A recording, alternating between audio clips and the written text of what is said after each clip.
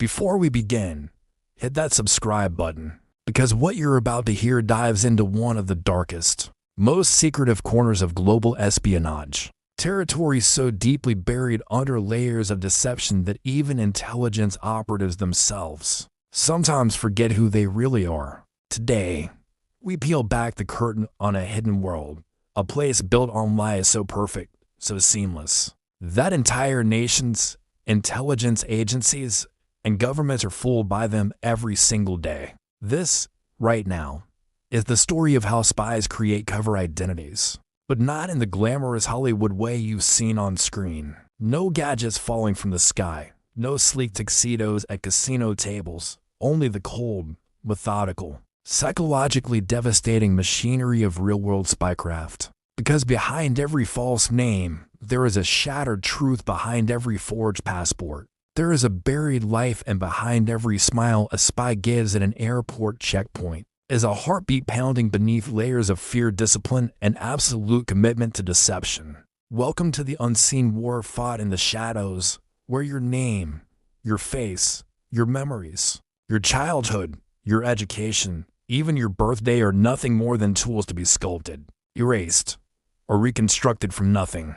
To understand the true depth of this world, you first have to imagine something uncomfortable. Imagine waking up tomorrow with your entire identity wiped clean. No birth certificate, no school records, no digital footprint, no family that remembers your face, nothing. Only an empty, silent void where your life used to be. Now imagine someone handing you a new name, a new past, a new hometown, a new personality, a new accent, a new set of childhood memories that you didn't live, but now must claim as truth with absolute confidence. And not because you're acting. No, because if you hesitate, if you stutter, if your eye flickers at the wrong moment, you die. That's the psychological crucible from which a cover identity is born. Intelligence agencies call it the legend, but it's not a story. It is a second life, engineered with ruthless precision, polished through months, sometimes years, of psychological conditioning, and executed with a level of commitment most people can't even imagine. Spies don't pretend to be someone else, they become someone else, so completely that the original person begins to dissolve into a ghost, overshadowed by the narrative designed for survival. The process begins long before the spy ever receives a passport, or a job title, or a cover story. It begins with the architects of deception, psychologists, analysts, handlers, and identity specialists who sit in dim rooms surrounded by data, census records, travel logs, geopolitical risk maps, burned intelligence wires, and behavioral profiles. Their task is not to create a perfect identity, but to create one with just the right flaws. Flaws that make the identity believable, because perfect is suspicious. Perfect attracts attention. Perfect stands out. A good cover must be as human as possible, scattered with tiny imperfections. An inconsistent grade in school, a brief job in a place no one remembers, a gap year with no digital trail, a forgotten roommate, a lost hobby, a childhood memory so vague it barely exists. These human cracks in the foundation make the legend breathe. They make it bleed. They make it real. And building this realism is the first step in creating an identity capable of surviving background checks, suspicious border officers, corporate audits, and the terrifyingly sharp instincts of enemy counterintelligence units. But the legend is more than a set of documents. It's a psychological landscape. Spies must learn to think the way their legend would think. They must adopt new fears, new dreams, new motivations, new patterns of behavior. A spy posing as a cybersecurity consultant cannot move like a former soldier. A spy posing as a botanist cannot instinctively scan a room the way trained operatives do. A spy posing as a street photographer must hold a camera like someone who loves art, not like someone who sees it as a prop. These subtle, microscopic details are what separate an unmasked operative from a ghost that slides unnoticed through borders, airports, meetings, and surveillance networks. Every step, every breath, every reflex must be rewritten until the legend becomes second nature. Once the backstory is crafted, the next phase begins, constructing the paper reality of the identity. This is where intelligence agencies leverage their state power, access to registries, government databases, licensing systems, immigration logs, financial networks. They create entirely new entries, birth records, tax filings, educational history, travel documents, even medical files. None of this is presented as instructions. It's historical context, the way agencies have operated for decades. Because if a cover identity is questioned at a foreign airport, a quick database search must show something real. If a suspicious official looks up the spy's hometown, it has to exist. If they check school enrollment, there must be a record. Counterintelligence units don't rely on Google. They rely on deep state archives.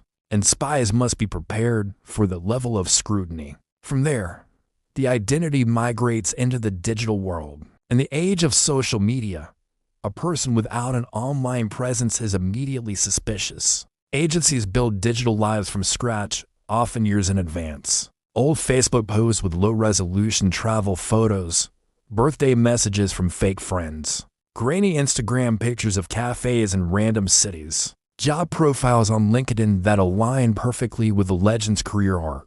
None of these digital breadcrumbs need to be extraordinary. They just need to exist. In modern espionage, invisibility is no longer an option. Instead, spies must create a carefully curated version of visibility, just enough to appear normal, but not enough to draw attention. And yet, the most dangerous part of a cover identity is not the paperwork or the digital footprint. It is the performance. A passport only gets a spy through the door. The rest depends on how convincingly they inhabit the legend. Body language is often the most revealing trait. Soldiers walk differently than engineers. Analysts carry themselves differently than artists.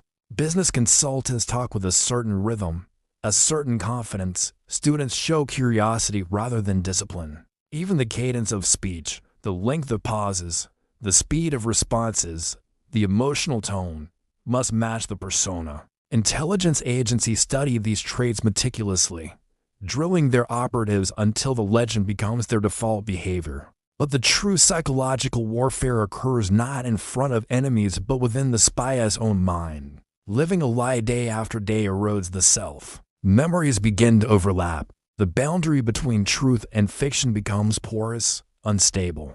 Operatives often report moments of identity slippage, calling themselves by the wrong name, using phrases from their real childhood, forgetting which memories belong to which identity. Handlers warn them constantly. Never improvise a memory. Improvised memories are inconsistent, easy to detect during interrogation. Instead, spies are trained to rely exclusively on the legend's scripted memories, rehearse thousands of times until they become indistinguishable from authentic ones. As the legend matures, the spy is embedded into the real world. They travel. They make friends. They take jobs. They rent apartments. They pay taxes. Every mundane detail reinforces the illusion. The cover identity becomes a living, breathing person with routines, habits, connections, all designed to serve one purpose: to conceal the true mission. And this mission often begins quietly, almost invisibly. A casual conversation at a conference, a shared coffee with a target, a handshake at a business meeting, a harmless request for a document, a friendly question about someone's job. These moments may seem ordinary to the target, but to the spy they are the first steps of infiltration.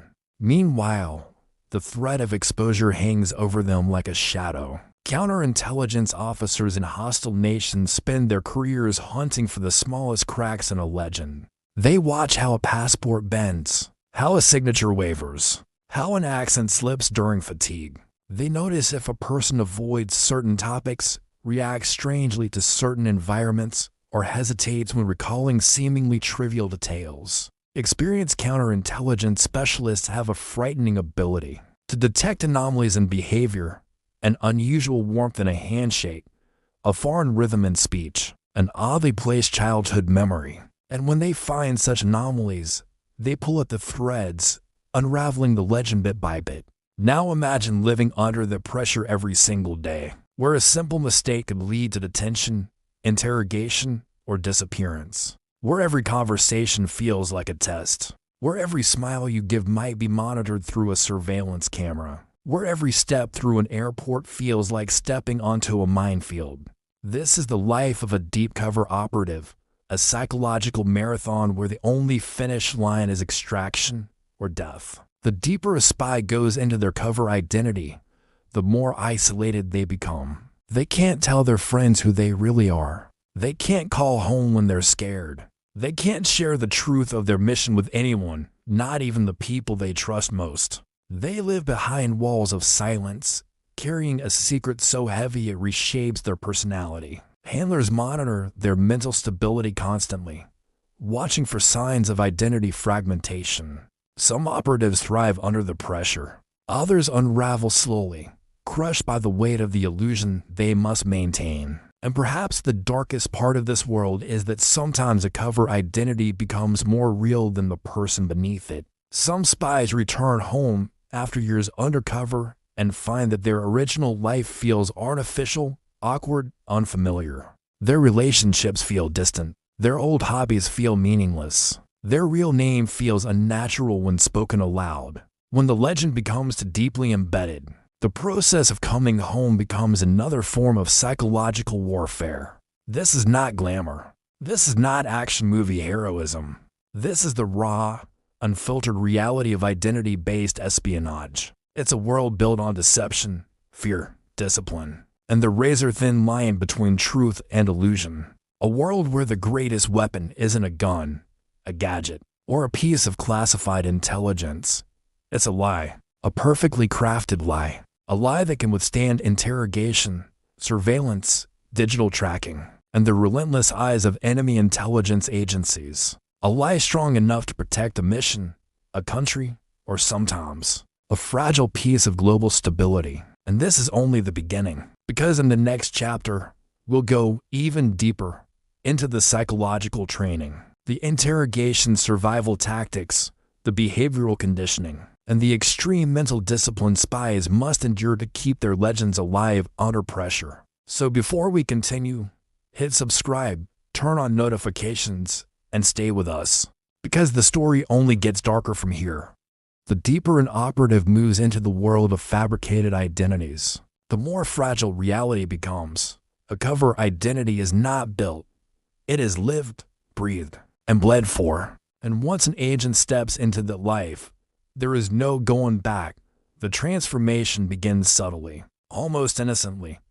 A new phone number, a new address, a single new social connection. But as the layers stack, new habits, new hobbies, new financial records, new memories that the agent must internalize, the border between truth and invention dissolves. By this point, headquarters isn't simply crafting paperwork.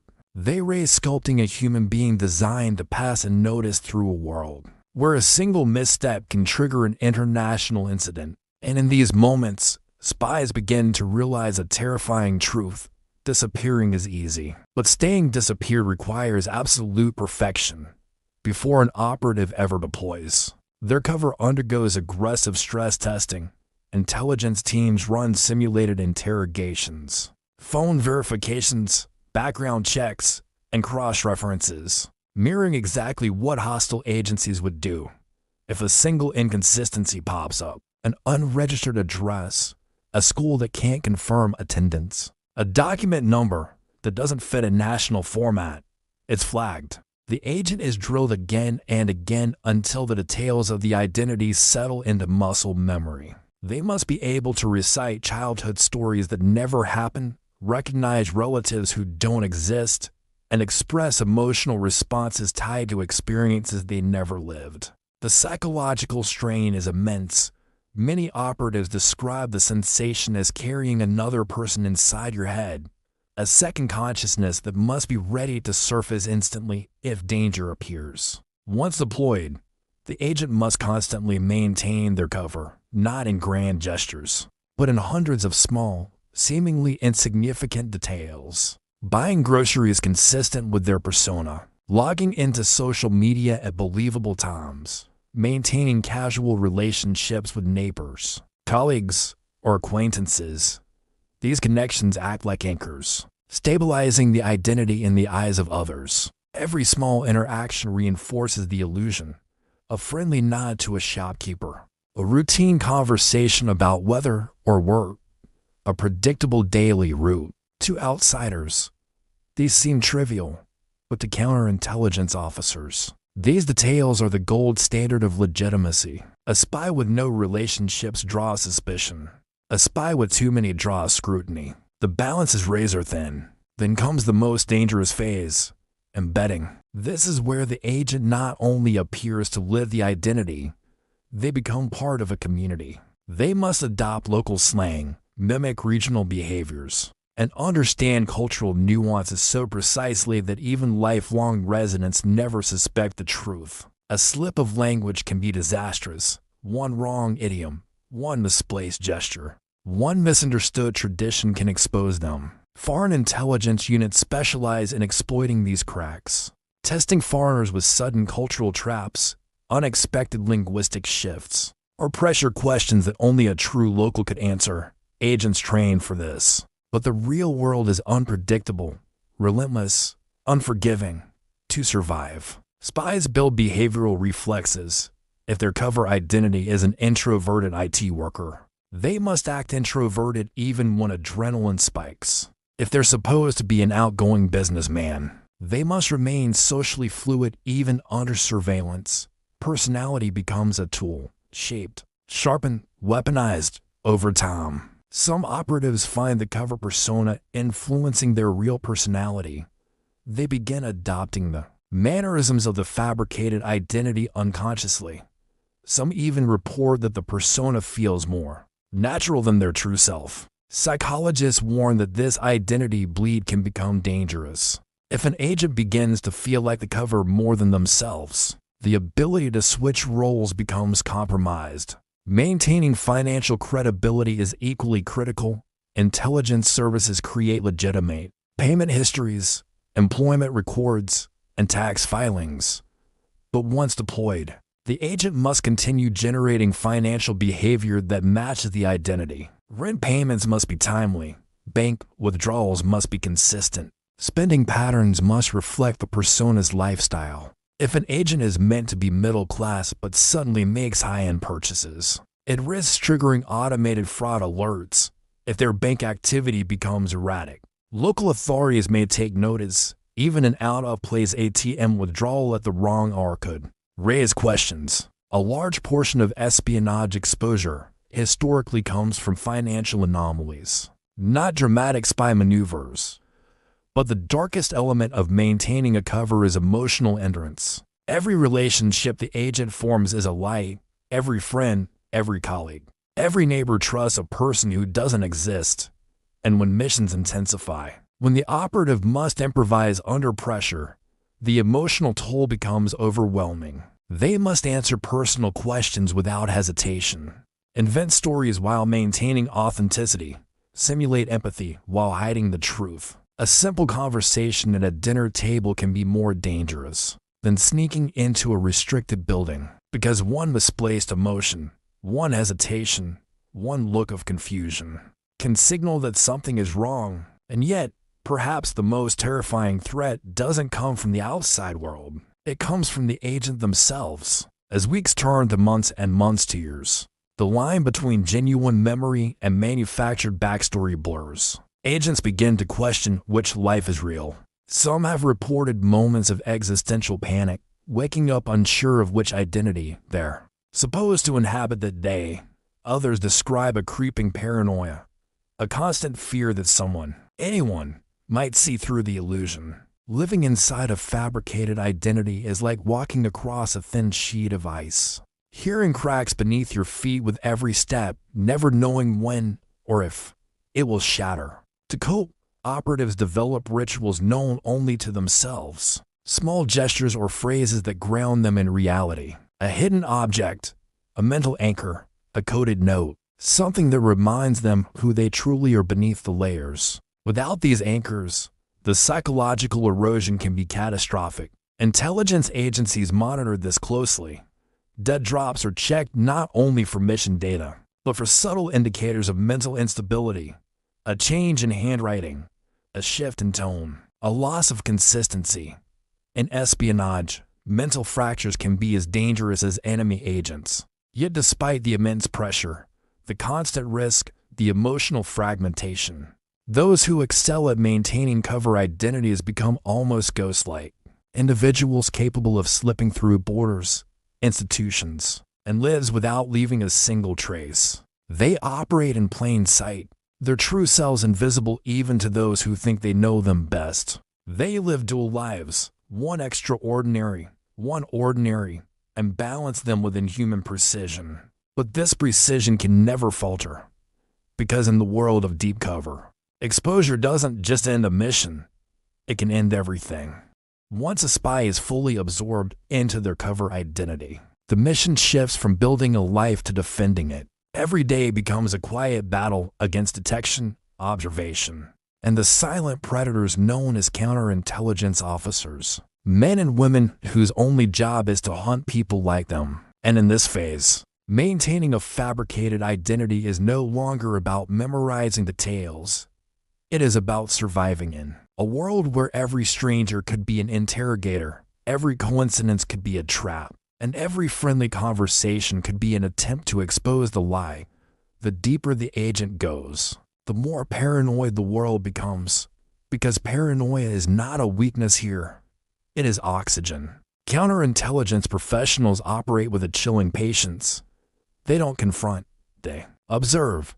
They study routines, track changes in behavior, and quietly pull at threads. A sudden shift in an agent's morning schedule, a new acquaintance, a subtle inconsistency in a story. These tiny cracks are often enough to start an investigation. Spies must live with the knowledge that someone might already be watching them, waiting for the smallest mistake. And this pressure creates a constant internal tension, a psychological tremor that never fully goes silent. Even the simple act of entering a building or driving a familiar route becomes a calculated decision. If an agent notices a car behind them for too long, or a stranger lingering at a cafe, they must decide instantly whether it's coincidence or the beginning of the end. This is why deep cover operatives rely heavily on what intelligence agencies call reaction scripts. These are pre-planned behaviors designed to activate under stress so the agent doesn't panic or reveal inconsistencies. If a suspicious official confronts them, the identity must respond naturally, not defensively. If someone asks about their background unexpectedly, the answers must come effortlessly, even when adrenaline surges. Reaction scripts are trained until they become instinct. Agents rehearse fabricated memories until they feel as real as their own childhood. They practice emotional responses, fear, surprise, frustration. Because genuine emotion is dangerous. Genuine emotion belongs to their real self, and that self must never be seen. But counterintelligence doesn't rely only on social pressure. They use technology, databases, surveillance systems, forensic tools to peel apart false identities layer by layer. They verify documents under UV light, scan digital records for inconsistencies, and cross-reference travel patterns against financial entries.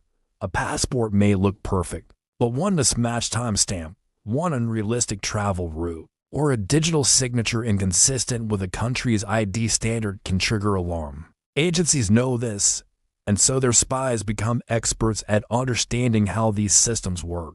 They learn what authorities look for, how to avoid automated flags, and how to predict the digital footprints a normal person would leave. A successful spy isn't invisible. They appear perfectly average. Yet even perfect averages can break down under the weight of human interactions. One of the most dangerous threats an undercover agent faces is unexpected familiarity. Someone might suddenly claim to know them from the past, forcing the agent to improvise without losing composure. A neighbor might ask personal questions over dinner. A curious coworker might accidentally dig too deeply. These moments, innocent to ordinary people, are landmines to spies. The smallest hesitation can trigger suspicion. A too quick answer can seem rehearsed. Every interaction must feel natural, effortless, and true, even when it is built on a foundation of lies. The greatest danger of all emerges when the operative's fabricated identity collides with real life. A new relationship, a friendship, a sense of belonging.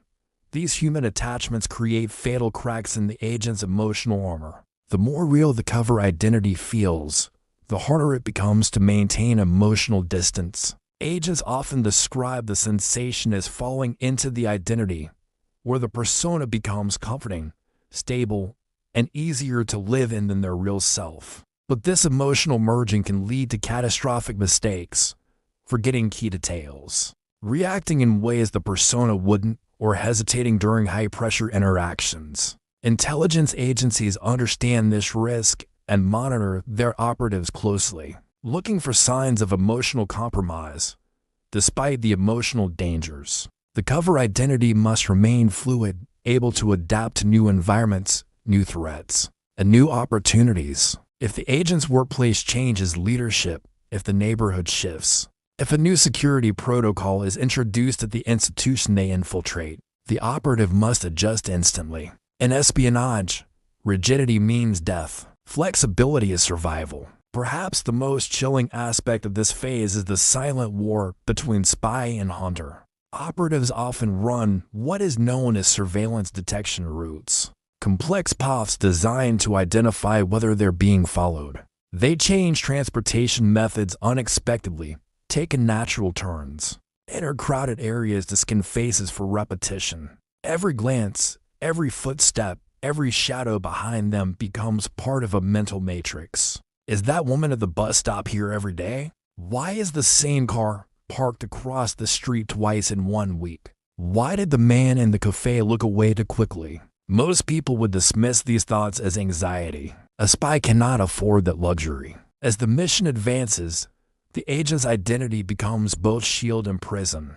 Living the cover consumes every moment, every breath. Sleep becomes shallow, as the mind constantly replays the day searching for mistakes. What did they say wrong? Who looked at them strangely? Did they leave any inconsistency behind? This nightly self-interrogation becomes ritual, harsh, unforgiving, necessary. It is better to catch a mistake in the mind than have the adversary catch it in the field. During communication with headquarters, often through coded messages, dead drops, or encrypted transmissions, the agent must use language consistent with their persona. Even cover-friendly communication is watched closely by intelligence services who monitor electronic activity. If the agent suddenly uses unfamiliar vocabulary or accesses unusual websites, it can raise red flags. Every digital action must align with the life they portray. Eventually, all spies face a chilling reality. The longer a cover remains active, the heavier it becomes. Small lies accumulate into massive psychological weights. The agent feels the constant pressure of being to people, one real, one constructed, and they must prevent these cells from colliding. Some operatives begin to fear their own thoughts, terrified that a private memory might slip into a public conversation. Others report a feeling of detachment, as though they are watching their life from outside their body, guiding it with mechanical precision. But the most haunting experience is the one every deep cover spy eventually encounters. The moment when someone gets too close. A coworker who becomes a friend. A neighbor who becomes emotionally attached. A target who becomes suspicious. These moments test the strength of the cover identity more than any training scenario ever could. Breaking character would be fatal, but maintaining character can feel like betrayal of the other person, of themselves, of the life they once lived. And through all of this, the agent must remember one unbreakable truth. A cover identity is not a disguise. It is a world built with the precision of a surgeon, the patience of a sculptor, and the ruthlessness of a ghost. And if the world ever collapses, it falls fast, violently, and without mercy. Every spy mission has an ending, but endings in the world of deep cover espionage are never simple, clean, or predictable. When the time comes for an operative to abandon their fabricated identity, the process is not just logistical, it is psychological warfare against themselves. Extraction, exfiltration, burnback protocols. These are clinical words used by agencies. But for the operative, who has lived as someone else for years, extraction feels more like tearing away layers of their own skin. The life they built, the friendships that formed, the routines that became instinct, everything must disappear overnight. And the cruel truth is that the world they leave behind cannot miss them, because the world never truly knew them. An operative's exit begins with subtle signals, small changes in communication, coded phrases hidden inside otherwise normal reports. These signals alert headquarters that the situation is shifting. Maybe the mission is complete. Maybe the environment has turned hostile. Maybe counterintelligence is closing in. Sometimes the operative doesn't need to wait for confirmation. They feel it before anyone tells them. A sudden increase in patrol presence, new questions from supervisors, a shift in the tone of casual conversations. Something in the air becomes heavier, like static before a storm. Spies learn to trust those instincts because they are not paranoia. They are survival mechanisms, honed in fire. Once the exfiltration directive is issued, time becomes a predator. Everything must happen quickly, cleanly, and quietly. The operative starts dissolving their connections, not abruptly. That would raise suspicion, but with practiced subtlety. They decline invitations. They become busy at work.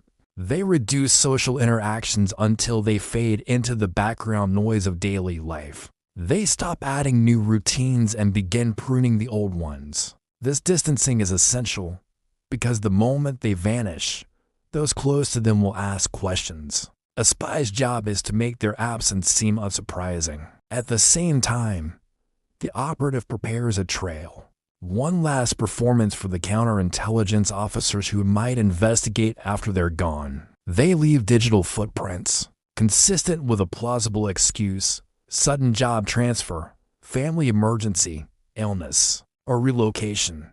Their apartment is left with enough normalcy to avoid suspicion, but enough emptiness to imply a planned departure. If their cover identity requires it, they may even stage events that help justify their disappearance: a final email, a planned vacation, a believable conflict. Each element must be crafted with precision, because these details will be dissected under intense scrutiny.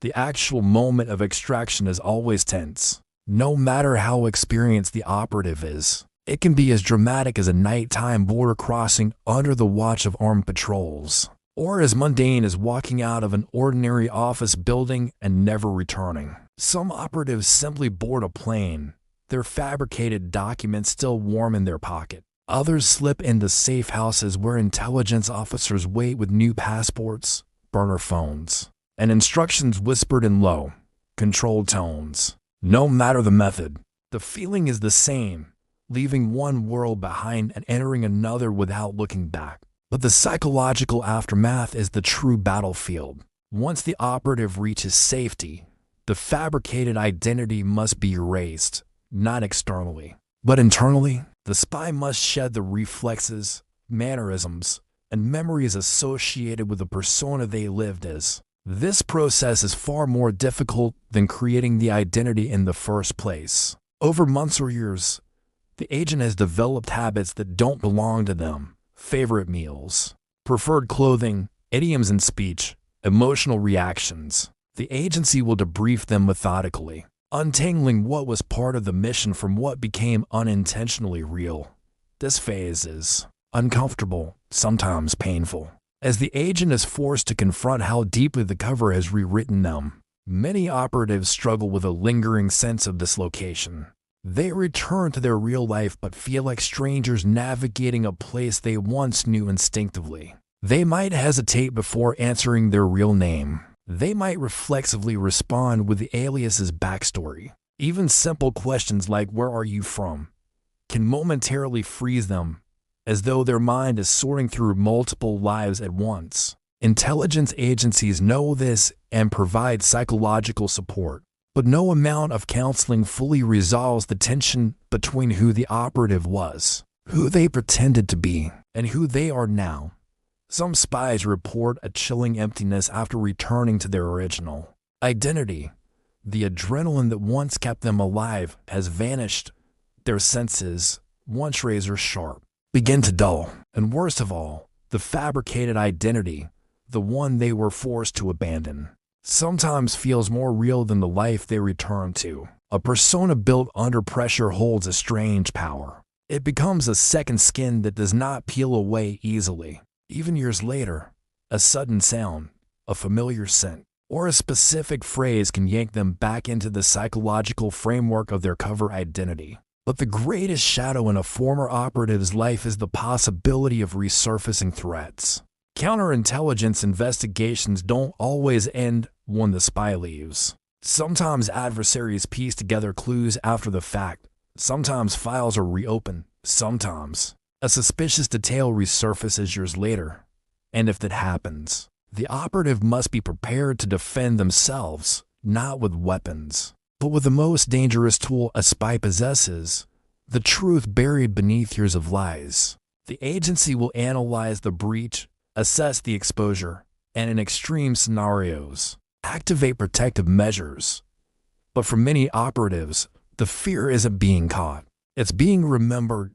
Yet despite all the danger, all the psychological fractures, all the ghosts they carry, spies continue returning to the field. They build new identities, take new risks, and walk into new worlds where their real self must once again disappear. They do it because they believe in the mission, because the stakes are global, because someone must operate in the shadows to keep the daylight safe, and because, even if they will never admit it out loud, the darkness becomes addictive. Cover identities are not costumes worn for convenience. They are entire alternate lives constructed with precision, lived with discipline, and abandoned with a grief no civilian will ever understand. They are the masks that protect nations, the illusions that shape history, and the silent ghosts that haunt the people who wear them long after the mission ends. And in the end, the spy walks forward, carrying the truths, the identity they shed, and the one they can never fully return to.